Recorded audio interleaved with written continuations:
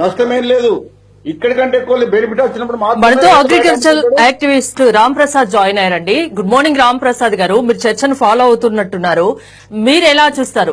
BJP నేతలు మొదటి నుంచి చెప్తున్నారు కొత్త వ్యవసాయ చట్టాల వల్ల రైతులకు లాభమే కానీ నష్టం అసలు లేదంటున్నారు.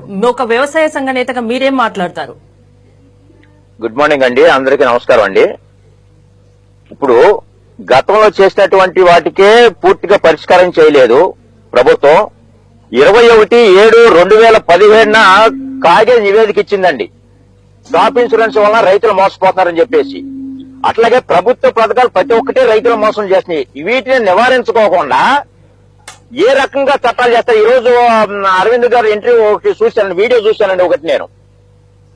మరి ఎవరైనా మగపటకు పుడితే మన టీఆర్ఎస్ ఎమ్మెల్యేలు కానీ ఎవరైనా సరే రైతు చట్టాల మీద చర్చకు రండి అని చెప్పేసి నేను ఆధారాలతో ఉన్నాను. ఎవరైనా సరే ఉంటే ఆ బీజేపీ ఎంపీ అరవింద్ గారికి, ధర్మపురి అరవింద్ గారికి నేను ఛాలెంజ్ చేస్తాను. నేను ఆధారాలతో వస్తాను. లాభ నష్టాల గురించి ఏ చర్చకి సిద్ధం, ఏ మీడియాకి రమ్మంటారో. ప్రభుత్వ పథకాలు అన్ని మోసమే. సక్రమంగా అమలు చేయకోకుండా ఏ పథకాలు కూడా ఈ రకంగా చట్టాలు చేయడం ఇప్పటి వరకు ఉన్నటువంటి ఈ మన విద్యా వైద్యం ఇవే ప్రైవేటీకరణ అయిపోయినాయి కదా, అవే సామాన్యుడికి న్యాయం జరగట్లేదు. ఇప్పుడు చట్టాలు చేసి సక్రమంగా అమలు జరగకపోతే నష్టపోయేది ఎవరో? చిన్నకారు రైతే కదా. దీని మీద నేను ఛాలెంజ్ సిద్ధంగా ఉన్నాను, ఆధారాలతో సహా నేను సిద్ధంగా ఉన్నాను. మరి ఈ చర్చకి సిద్ధమా ధర్మపురి అరవింద్ గారు ఎంపీ గారు, బీజేపీ ఎంపీ గారు? శ్రీనివాస్ రెడ్డి గారు మాట్లాడతారండి, బీజేపీ నేత. ఆయన అరవింద్ గారి చర్చలో లేరు. కాకపోతే ఆయన అన్న మాటలు వైరల్ అవుతున్నాయి. నేను చర్చకు రెడీ, అలాంటి చర్చలకోనే ఆయన చెప్తున్నారు. మీరు పెట్టినటువంటి చర్చ వేరు. ఇప్పుడు మనం నడుస్తున్నట్టు మీ బీజేపీ మీ నేత కాబట్టి, మీ పార్టీకి సంబంధించిన నేత కాబట్టి, మీరు బీజేపీ తరఫున ఉన్నారు కాబట్టి క్వశ్చన్ రేజ్ చేశారు. ఒక్క నిమిషం అండి. మీకు ఛాలెంజ్ అనేది రాజకీయ నాయకుల మీద ఛాలెంజ్ ఎందుకు? రైతు బిడ్డగా నేను వస్తాను ఆధారాలతో. నేను అరవింద్ గారికి ఛాలెంజ్ చేస్తున్నా, వస్తారా? శ్రీనివాస్ రెడ్డి గారు, మీరు లాభం అంటున్నారు, చాలా మంది నష్టం జరుగుతుంది అంటున్నారు. సో దాని గురించే ఇప్పుడు మాట్లాడుతున్నారు శ్రీనివాస్ రెడ్డి గారు. రైతులు నష్టపోయేది. రామ్ ప్రసాద్ గారు, మీరు ఏదైతే రైతు బిడ్డ అన్నారో, నేను రైతు బిడ్డనే, అందరం రైతు బిడ్డలమే. ఎవరైతే ఉన్నారో మీరు అరవింద్ గారి సవాల్కు మీరు రెడీ అన్నారు. ఓకే, అరవింద్ గారి సవాలే వేసి అంటే మీ నేతల మాటల్ని ఎలా చూడాలి అని ఆయన క్వశ్చన్ అండి. ఏమంటారు?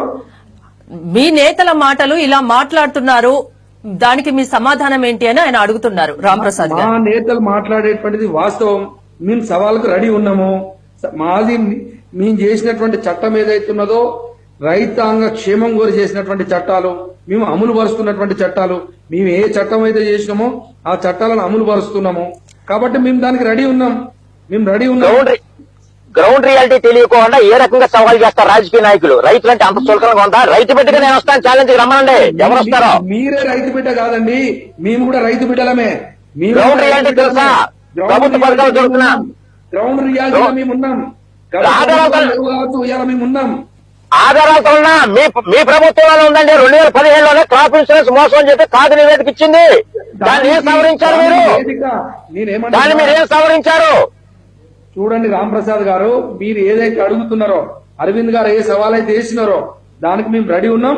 దానికి ఏదైతే చట్టంలో ఏముంది, దానివల్ల రైతుకు కలిగే నష్టం ఏంటి చెప్పండి. ఇక్కడ నేను మాట్లాడేదండి, ఏ చట్టం చేస్తున్నా చెప్పడం అయితే కరెక్ట్ గా చెప్తున్నా, సక్రమంగా అమలు జరగటం లేదు. నేను నా బాధ అది, నా ఆవేదన అది. ఇప్పటి వరకు ఉన్నాయి కూడా సక్రమంగా అమలు జరగలేదు. వాటిని పరిష్కరించకుండా కొత్తగా తీసుకొచ్చి వీటిని పరిపూర్ణంగా న్యాయం ఎలా చేస్తారు? మీరు ఎలా నమ్మించగలుగుతారు?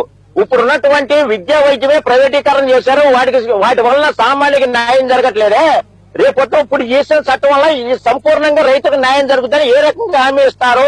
రామ్ ప్రసాద్ గారు, మీరేం చెప్పదలుచుకున్నారు? కేవలం వ్యవసాయ చట్టాలే కాదు, ఏ చట్టం తెచ్చినా అది ప్రజలకు పెద్దగా ప్రయోజనకరంగా లేదంటారా?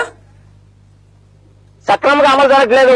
అసలు రాజకీయ నాయకుల వల్లనే ఇది రైతులు నష్టపోతున్నది. ముఖ్యంగా ప్రకృతి శాపం వల్ల కాదు, రాజకీయ నాయకుల పాపం వల్లనే. శ్రీను గారు